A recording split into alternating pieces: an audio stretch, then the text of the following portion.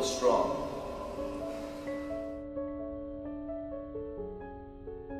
You see here now what she has created.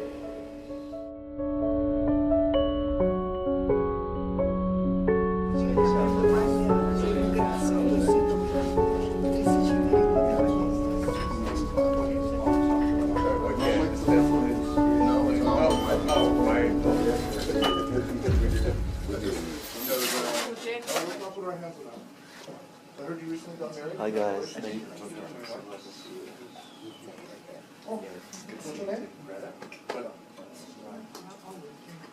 This is David. High school friend of Gene. Oh, great. I saw the wedding photos.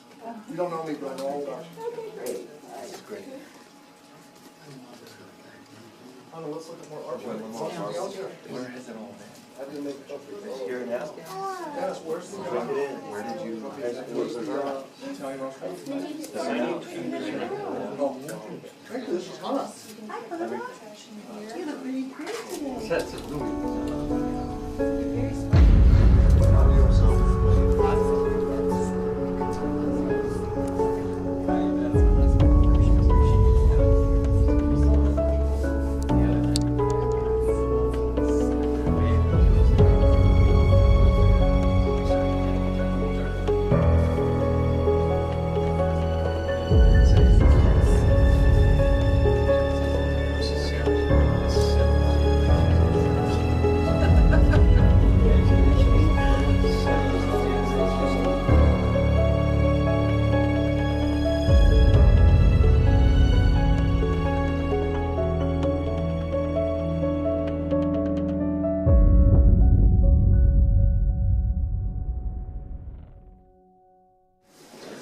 If you want to put your plates aside and do whatever, now's the time to do it.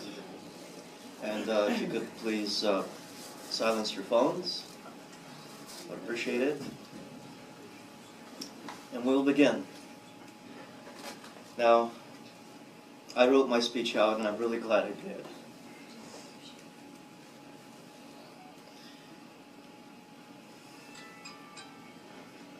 Because seeing all of you here is bringing up a lot of emotion. So I'm just going to do a cold reading of my speech. It's the only way we're going to get through this. Seeing everybody here is really kicking my butt right now. I hope you understand.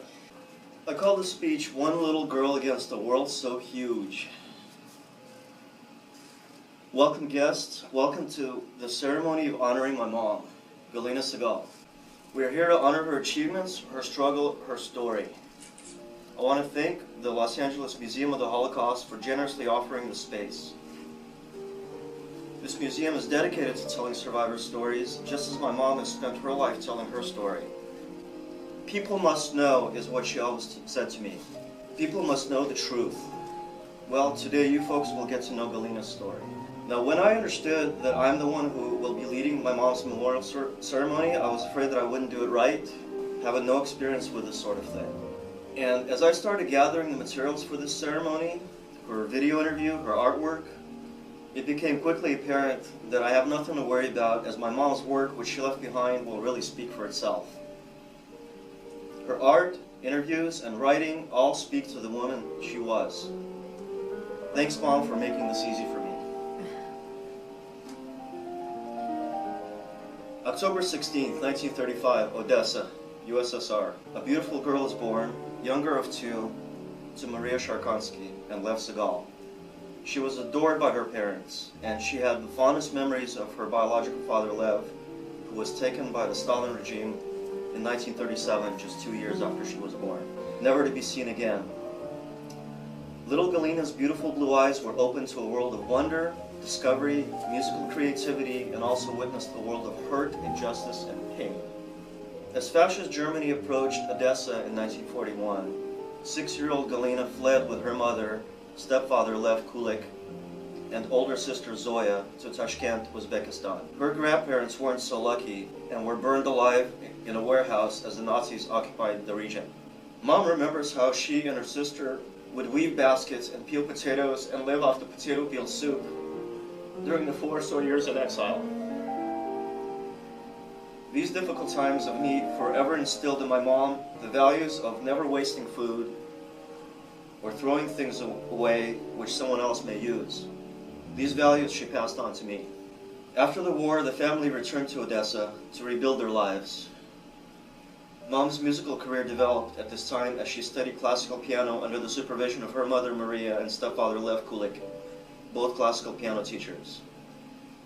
The family piano she learned on, a German-made full grand built in 1888, was stolen by a Soviet army officer in Odessa during the war and later found and reclaimed by her stepfather. This same piano would travel to Moscow, where I was born. I learned to play on this piano, and it followed us to the United States, where it resides at my mom's house in Orange County to this day. I will continue to play this piano into my golden years and will pass it on to my children. A new beginning for Mom in Moscow, a career and a son. She persevered in life and excelled in her career. Then another new beginning in America. This time much more was at stake. Goodbye to everything from the past. Goodbye to her mother and other relatives and friends. New language, different career, new friends. She made it here.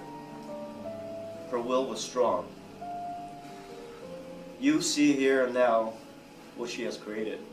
A creative, intelligent, fun-loving, proud, steadfast, visionary, and so intent to follow her own path. These are the principles my mom lived her life by. She gave everything of herself and more. Always more concerned about the well-being of her son, friends, and pets, more than that of her own.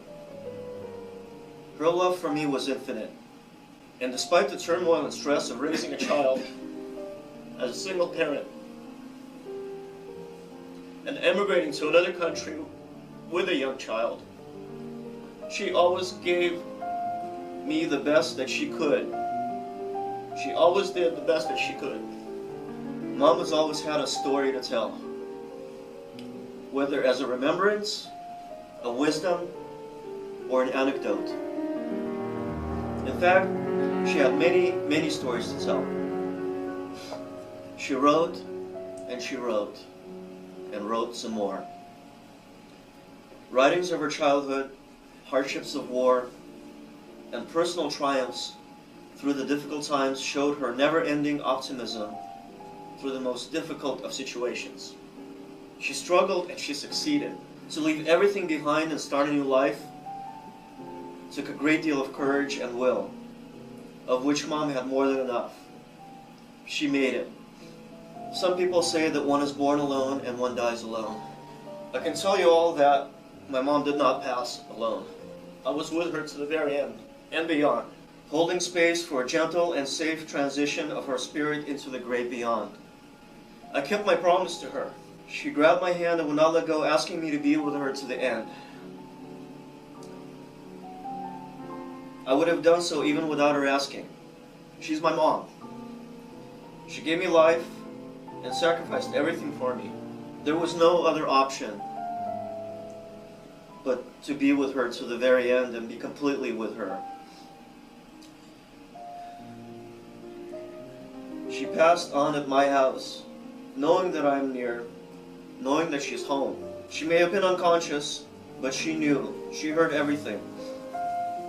We listened to classical music together for days on end. I kissed her cheek, stroked her face, held her hand practically the whole time. I would play my melodies that I composed on guitar, would play them for her, and just let her know that I'm there and that she's okay and that she's home and safe. I whispered the words, "I love you," and "Forgive me for everything," and "Let go and forgive yourself," and "We will always be together." When her heart stopped beating, I recited a Jewish prayer to help the soul transcend, and I held her still body for a while. She had finally found peace. Knowing that her contribution had been made to this world, and knowing that whatever important things she didn't get to would be finished by me, I made that promise to her. Today, now, we are all part of that one thing which was so important to my mom, for people to know, for my mom's story to be told, for our artwork to be seen, for the truth to be known. Mom, I know that you are here witnessing your special event. Look at what you have created and what a huge difference you made in this world. Look at the people's lives you have touched. I'm proud to be your son and to have the chance to share your work with others. Thank you for what you have done for me, Mom. I love you more than anyone because I know that you always loved me more than anyone. Mom, I announce the celebration of your life starting right now. Your loved ones have all gathered so we can rejoice your accomplishments, your journey, your life together. And I know Mom would want all of you to have a souvenir as she always gave generously to her friends and loved ones. I invite all of you to visit the souvenir table and take a wooden egg or small vase which she made. Some of these pieces are unfinished, but may they serve to keep the memory of my mom alive in all of you through the years as you see the process of her crafting these pieces. Also, please take a copy of the literary journal called The Wall of Saddleback College in Orange County, where Mom attended the creative writing class for so many years.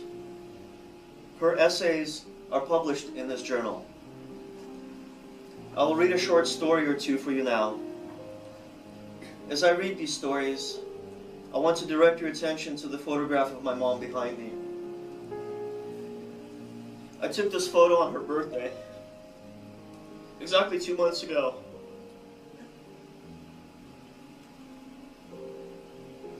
On October 16th, despite her suffering from pain and malnourishment of end-stage stomach cancer, she held herself with poise and dignity. She never lost her sense of humor. As she blew out her birthday candles, we both knew this is the last time we will celebrate her birthday. I cried, but I told her that these are tears of joy for having such a great mom. It was a lie, but it was also the truth. We got to say those important things which all children and parents should say to each other, and that was a gift. She went in peace. I Don't Like Apples by Gene Segal. When I was a child, it always seemed strange to me that my mother did not like fresh fruit and vegetables. She never appeared to be hungry. A small, slim woman, she told my sister and me that her body had already grown and needed very little nutrition. I did not understand her dislike of fresh fruit then. I did not know that eventually, after becoming a mother, I would stop liking fresh fruit too. When my son was young, on my lunch hour, I would walk along the busy Moscow street among crowds of people, mostly women, but nobody was thinking about eating or resting. Everyone was prepared for action. People shuttled unceasingly about the streets, constantly glancing around. Every once in a while, people would crowd into a food market. Soon after, frustrated and disappointed, many of them exited the store and continued walking, almost running, fearing that time was slipping away. These people were the army of midday food hunters, and I was part of this legion. Every night before going to bed, we put plastic and fishnet bags in our briefcases and purses, preparing for my possible catch the next day. Shortly before noon, we nibbled on our scanty lunches and made ready for the chase. Occasionally, we made hunting teams, setting a strategy for combing the streets. A swarm of employees gathered at the front doors of most establishments, ready for action. Every minute counted. There was not only money, time was not only money, time was a matter of life or death. We did not think about ourselves, we thought only about our children. If we did not feed them, who else would? I always imagined my son waiting for me in his kindergarten class, his eyes full of expectation. I could hear his anxious voice. "What did you bring me, Mommy?" At noon, I would throw myself into the herd of buzzing workers, our goal being to obtain scarce food for our children and grandchildren who still had to grow. "Where did you get the oranges?" we anxiously asked any lucky ones who carried beautiful fragrant balls in their net bags. "Around the corner, limit 2 pounds, hurry up." When I heard such answers, I would rush around the corner looking for a stack of boxes with imported oranges and join a line of 3 dozen people. We constantly prayed for luck. We would estimate the amount of oranges while we watched for those who would try to sneak into the line. Would fortune smile upon me? I would ask. I was fearing I would walk away empty-handed. Be patient, I would tell myself. I always scrutinized the red-faced, shrewish saleswomen, speculating they had hidden several boxes of oranges to resell later at inflated prices. I try not to think about those who would have to leave without oranges, for it could be me. Time was running out. These powerful saleswomen seemed to be an embodiment of the Soviet system. Anger, hatred, and despair would choke my throat. Step by step, minute by minute, as I got closer to a counter, I would anxiously count the people ahead of me. 3, 2, 1. Hooray! I would think on the rare occasion when I made it. I would grab my oranges with elation and quickly take off. I was sure the saleswoman had cheated me, for the scale adjusted in her favor. Everyone knew that. Sometimes after a find, I would still have some lunch hour left, and I would try to find some apples, too. I would picture my son's smile, his little hands holding an orange.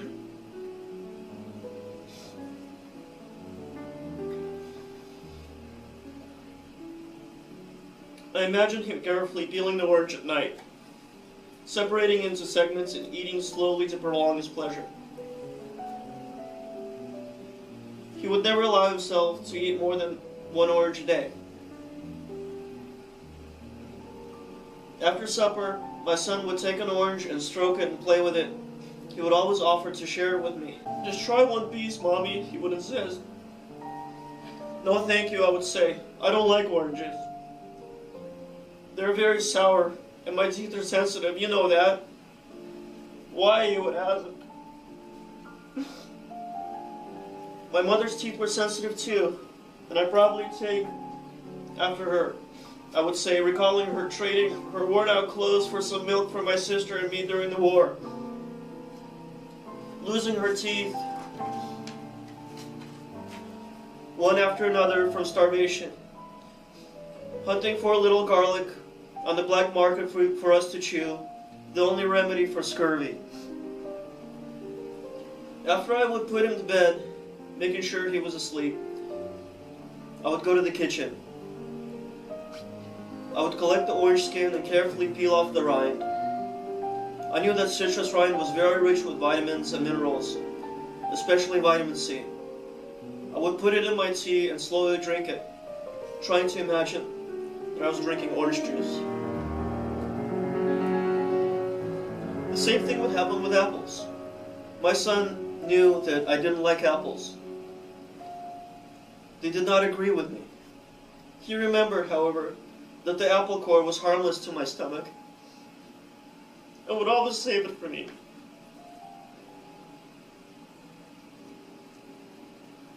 After he ate the uncut apple, he would always save the core. In January of 1978, we were able to immigrate to the United States. We flew to Vienna, where we waited for our American visa.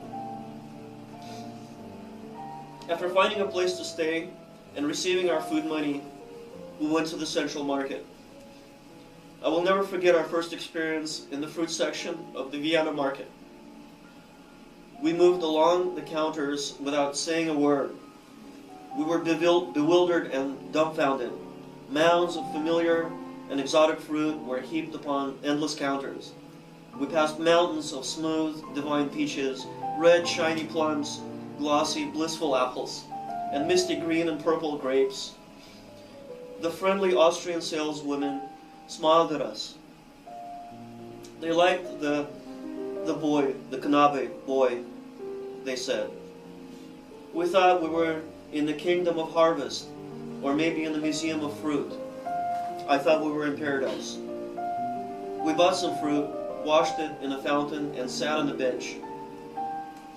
My son ate his apple, and then he handed me the gore. It was the first time I did not eat it. My son was 9 then. He was old enough to understand why I don't like apples. At 1 p.m., which is now, we will commence with a screening of my mom's interview. The video interview will last 1 hour and 7 minutes, and the radio interview is 20 minutes. After that, we'll play some of my mom's voicemail messages, which I saved a month or 2 ago. I'll remind you again, please, to turn off your cell phones during the screening. The voice messages are in Russian, so I ask the non-Russian speaking guests to just listen to the intonation of her voice and feel her. At the end of the video audio presentation, please help yourself to more refreshments. And at 3:15, we will commence with reading of absent guests' essays and open sharing by all of you to anyone here who wants to share. I encourage anyone who has memories and feelings about my mom to please share them today. Again, thank you for coming, and please get ready to hear more of my mom's story directly from Mom herself.